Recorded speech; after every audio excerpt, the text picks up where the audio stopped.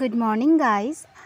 এখন তো বাজে 5:30 আর দেখতেই পাচ্ছ আমি আজকে অনেকটা সকালে উঠে পড়েছি। ভয়েসটা আমি দিয়েছিলাম বাট এতটাই আস্তে কথা বলছিলাম সেই জন্য আবার পরে আলাদা করে ভয়েস দিতে হলো। তো যাই হোক, এখন প্রচুর কাজ বাকি, আমাকে রেডি হতে হবে, মানে শাড়ি পরতে হবে, আর শাড়িটা তো আমার কাছে ভীষণ প্রবলেমের। তো চলো পরে কথা বলছি পুরোটা। ফাইনালি আমি রেডি, দেখো কেমন লাগছে আজকের লুকটা। আমি খুব একটা ভালো শাড়ি পরতে পারি না, তাও চেষ্টা করেছি যতটা যা পরা যায় আর কি। তো তোমরা কমেন্ট করে জানিও কেমন লাগছে। এখন বাজে 7টা, এখন বেরোবো, বেরিয়ে অফিস গিয়ে তারপরে আবার কথা হচ্ছে। ওকে, টাটা।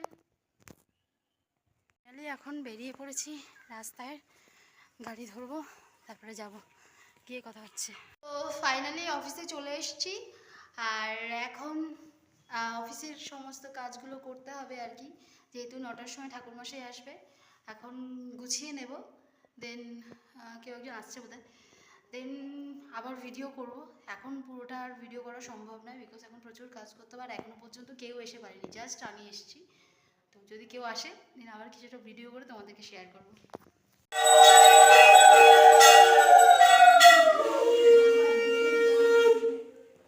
তো অঞ্জলি তো আমাদের দেওয়া হয়ে গেছে, অ্যান্ড পুজোও কমপ্লিট হয়ে গেছে। এরপর আছে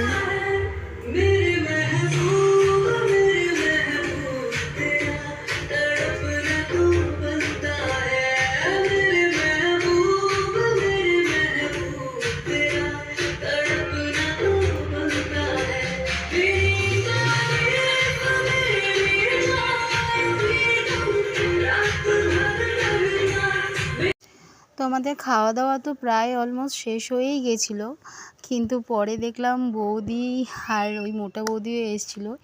এই স্টুডেন্ট আর যার গার্জিয়ানটা অনেকটা পরে এসছে, তো সেই জন্য ওদের একটু খেতে লজ্জাও লাগছিলো, যেহেতু একা একা খাচ্ছিলো, আর আমার ভিডিও করা দেখে তো ওদের আরোই লজ্জা লাগছিলো, সেই জন্য ওকে একটু বকেই দিয়েছি। যাই হোক, তারপরে তো বৌদিকে দেখলাম, বৌদি আবার ফোন ঘাঁটছিল আর কি, তা আমাকে ভিডিও করছি দেখে লজ্জা পেয়ে গেলো। আর এটা হচ্ছে সেই আমার বেবিকে হাই বলতে বলছি, বেবি আবার হাই বলছে।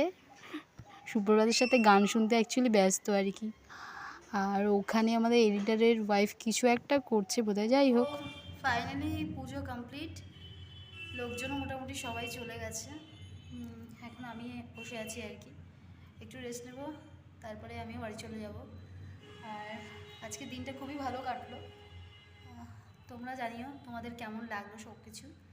যদি ভালো লাগে তো অবশ্যই লাইক করো, আর কমেন্ট করে জানিও অবশ্যই কেমন লাগলো, আর চ্যানেলটাকে তো অবশ্যই সাবস্ক্রাইব করে দেবে। টাটা আজকের মতো।